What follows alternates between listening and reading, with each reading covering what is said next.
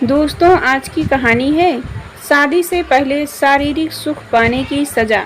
कहानी पसंद आए तो वीडियो को लाइक और सब्सक्राइब जरूर कीजिएगा। सौरभ, ऐसे कब तक चलेगा? तुम्हारा क्या मतलब है माधवी? मेरा मतलब यह है कि सौरभ, माधवी ने एक पल रुककर कहा, अब हम ऐसे कब तक छिप छिप कर मिला करेंगे? जब तक तुम्हारा और मेरा सच्चा प्यार है, समझाते हुए सौरभ बोला। फिर तुम क्यों घबराती हो? मैं घबराती तो नहीं हूँ सौरभ, मगर इतना कहती हूँ कि अब हमें शादी कर लेनी चाहिए।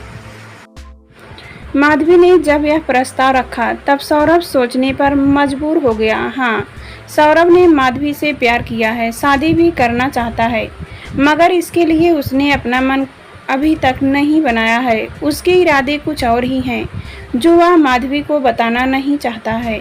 उसने माधवी को अपने प्रेम जाल में पूरी तरह से फांस लिया है, अब मौके का इंतजार कर रहा है।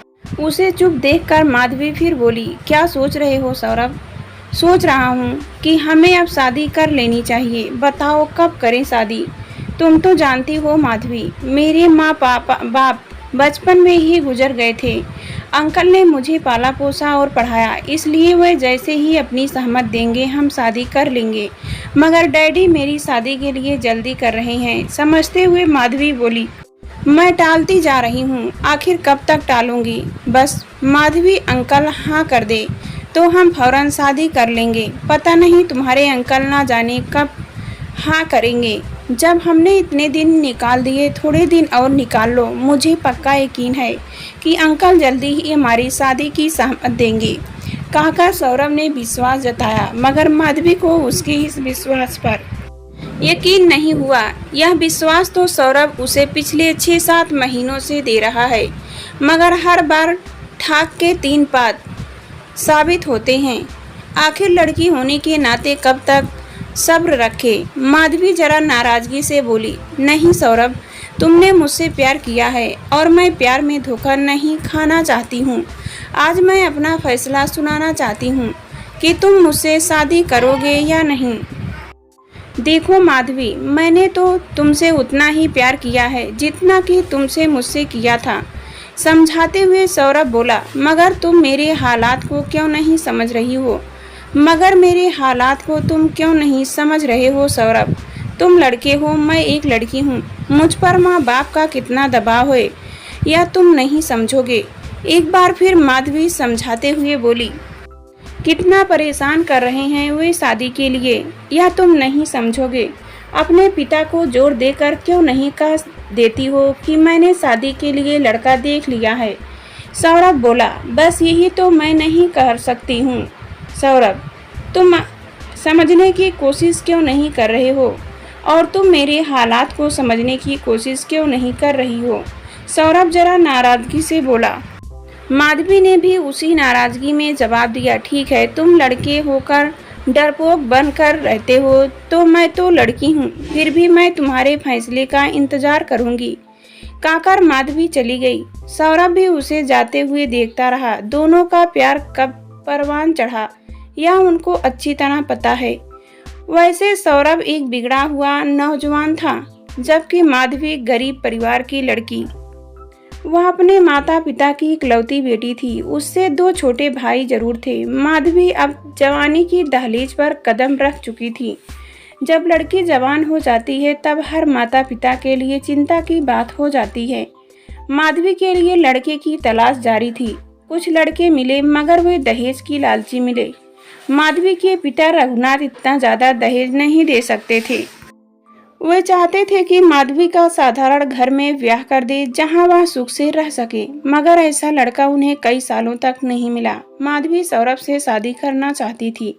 वह बिना सोचे समझे उसे अपना दिल दे बैठी थी। इन 6-7 महीनों में वह सौरभ के बहुत करीब आई, मगर उसे समझ नहीं पाई। उसने उस पर प्यार भी खूब जताया, जरूरत की चीजें भी उसे खरीद कर दी, मगर इसकी हवा अपने माँ बाप तक को नहीं लगने दी। इसके लिए उसने 2-3 ट्यूशनें भी कर रखी थी, ताकि माँ बाप को यह एहसास हो कि वह ट्यूशन के पैसों से चीज़ें खरीद कर ला रही है। जब भी सौरभ का फ़ोन आता वह फौरन उससे मिलने चली जाती। तब घंटों बातें करती, शादी के बाद क्या क्या करना है सपनों के महल बनाती। मगर कभी कभी वह यह भी सोचती कि यह सब फिल्मों में होता है, असली ज़िंदगी में यह सब नहीं चलता है। मगर जब भी वह उससे शादी की बात करती, वह अंकल का बहाना बनाकर टाल देता। आखिर ये अंकल थे कौन, इसका जवाब उसके पास नहीं था। तभी माधवी को एहसास हुआ कि कोई उसके पीछे पीछे बहुत देर से चला आ रहा है। उसने पीछे मुड़कर देखा तो एक बूढ़ा आदमी था। माधवी ने ऊपर से नीचे तक घूरा, फिर गुस्से से बोला, आप मेरे पीछे पीछे क्यों चले आ रही हैं? मैं जानना चाहती हूँ बेटी, जिस लड़के को तुमने छोड़ा है उसके बारे में क्या जानती हो? उस बूढ़े ने यह सवाल पूछकर चौंका दिया। माधवी पल भर के लिए यह सोचती रही, यह आदमी कौन है और यह सवाल क्यों पूछ रहा है। कुछ देर तक माधवी कुछ जवाब नहीं दे सकी।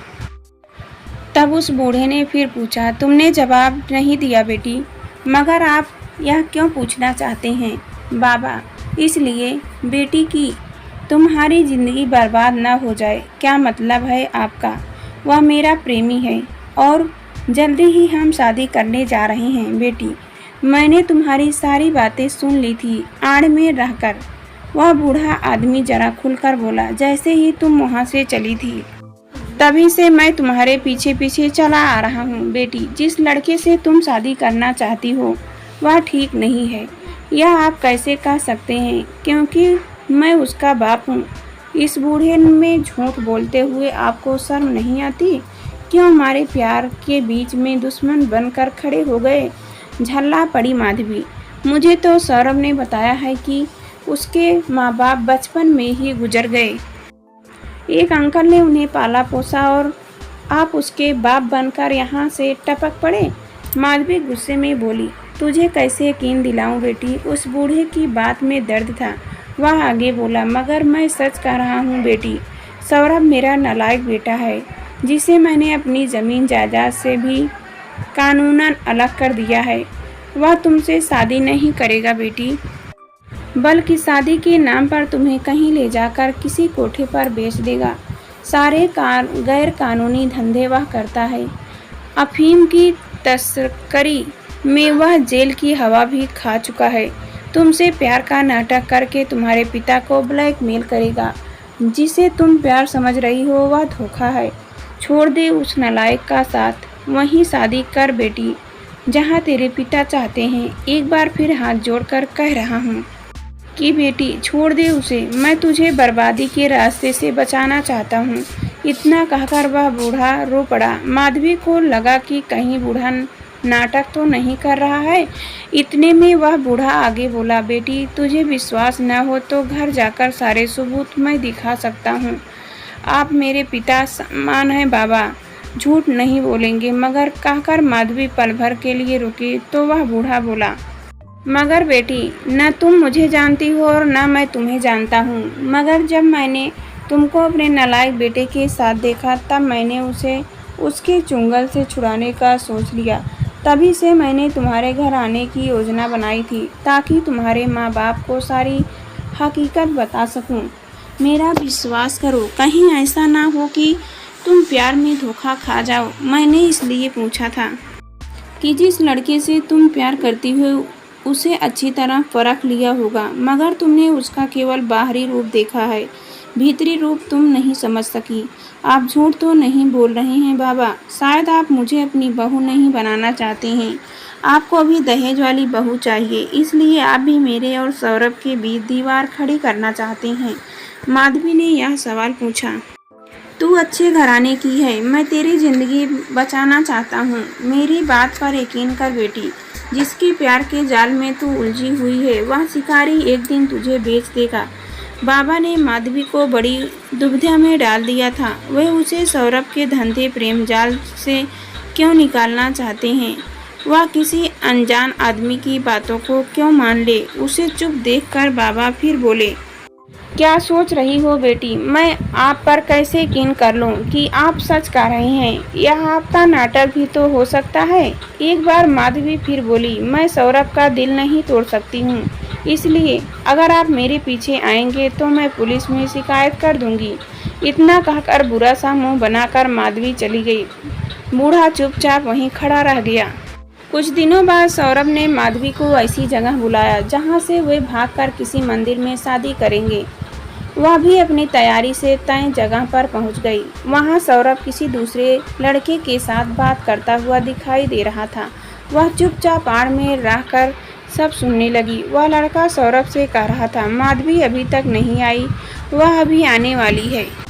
अरे इन 6-7 महीनों में मैंने उससे प्यार करके विश्वास जीता है। अब तो वह आंखें मूंद कर मुझे चाहती है। शादी के बहाने उसे लेकर जाकर चंपाबाई के कोठे पर बेच आऊँगा। ठीक है, तुम अपनी योजना में कामयाब रहो, कहकर वह लड़का दीवार फांद कर कूद गया। सौरभ बेचैनी से माधवी का इंतजार करने लगा। अब माधवी सौरभ की सच्चाई जान चुकी थी। इस समय उसे बाबा का चेहरा याद आ रहा था। बाबा ने जो कुछ कहा था सच था। अब सौरभ के प्रति उसे नफरत हो गई। सौरभ बेचैनी से टहल रहा था, मगर वह उससे नजर बचाकर बाहर निकल गई। वह सचमुच आज अंधे मोड़ से निकल गई थी।